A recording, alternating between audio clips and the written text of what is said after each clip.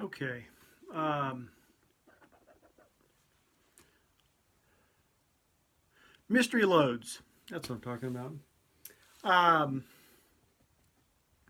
I said when I turn 51, I'm going to make it a point to something that I have lots of chores to do. I've got projects to do, like everybody else. You always got something to do.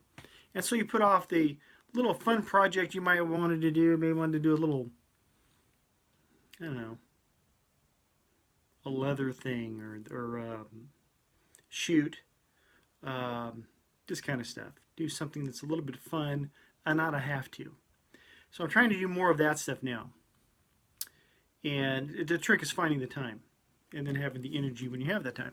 So I've the past couple of weeks I've been doing some shooting late afternoon before I go to work. Um, Typically the 22. I had a little coyote problem. I had to work out. Yeah, it's another video. Um, so about the same time, maybe like 4 times a week, I'll go out and shoot the 22. My Ruger 1022 was kind of cockeyed. This thing was a little high and right, and then I got into another 22 that I'm gonna do a video on. So I've been doing some shooting. Now today, I want to make good on this 38 I was talking about and do the reloading with the Lee hand loader. Um, and so I said, well, I got all my ammo's in storage. I have it here, but I have to dig it out. And part of my cousin's stash, I said, he had some 38s, so I'll go shoot those. And they weren't in a factory box. They were in little plastic containers. Guys who do the reloading, they store their bullets in those little plastic containers. I don't. I use Prego pasta sauce jars. That's where I put all my ammo. So I'm just tight as a drum. Um, but it had with these little containers with like 50 rounds in it. So I took 20 of them out, 38s, and they looked like hand loads. You know, I don't know how you just tell it's the actual bullet style wasn't something you normally buy factory wise, but they didn't look bad or anything. But I assumed that they were hand loads. Somebody loaded these. Someone like myself, an individual, just not a factory load. So no problem. We'll go out, shoot 20 of these, and we'll have 20 empties to run through our reloader instead of me going into storage and pulling my stuff out. So grab both of my 38 and his 38 and I take them out there. I said, well, I'm going to shoot with his first. And for whatever reason, I wanted to see how much smoother it was with the way it's set up. And it was a lot smoother. And it's actually fairly accurate for the range I was shooting. I'm gonna have some fun with this thing. I'm gonna shoot it again. But what I did, I loaded this thing up. They only hold 5 rounds. And like I said, I do not know who loaded these rounds. So I call them mystery loads.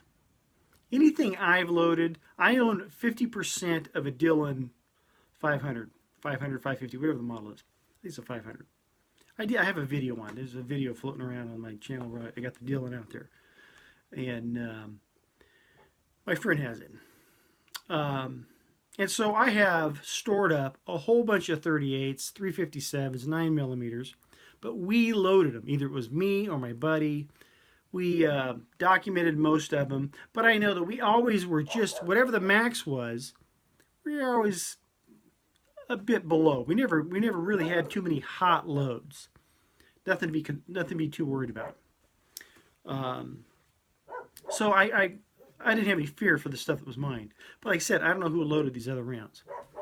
So I grabbed 20 of them, take them out to the back of the property, back of the pasture. I load them up. And wasn't even thinking about the mystery load kind of thing, but I go and I take a shot, and it's just kaboom. And I'm like, whoa, maybe I don't have my earphone things in quite deep enough or something. That sure seemed loud. So I take another one, boom! I'm like, whoa. And not a massive kick or anything, but just boom! And I'm thinking, I mean, it felt like there was something there. It wasn't a light load by any means. And so I do it again. And finally I'm thinking, I'm going to wake the neighborhood with this thing. I'm so used to this 22. And it's been a while since I've done any heavier caliber shooting. But this wasn't normal. This was not, it's not your 38. I mean, 38s are loud. Everything's loud. But this was, it was like my 357. And I'm like, you know, I'm thinking, these things they didn't seem hot like there was a big kick or anything. They had a little bit of recoil, not too bad, but I'm thinking, this don't seem right. So I packed it in. I said, what I'll do is I'll just take them apart.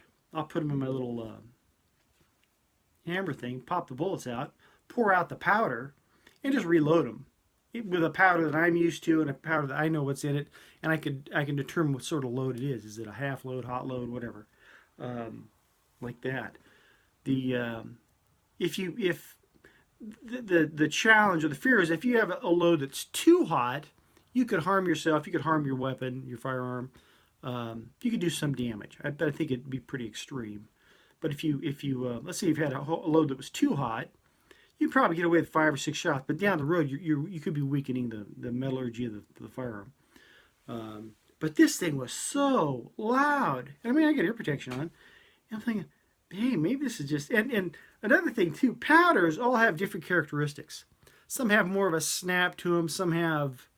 I mean, they'll sound differently. I mean, I used to do a lot of Bullseye and then 700X. IMR is 700. And you could hear the difference. Okay? It's just, but there's, this particular, I call them mystery loads. I don't know what's in them. I don't know how much is in them. And I said, you know what? I'll just go back to shooting my stuff. I'll take these apart and ditch the powder and just reload them. Which you can do when you're a loader, big, whether you get the Dillon or whatever. I'm thinking, this may not be that safe. I don't know what's in these things. And some people will, just like I carry plus P's in my 38, but I would not go out and waste a bunch of them shooting out the back pasture. Okay, because they're expensive. And I've had those a long time. We also have a box of hotter loads that are call it your situational ammo, or it's not something you go out and plink with.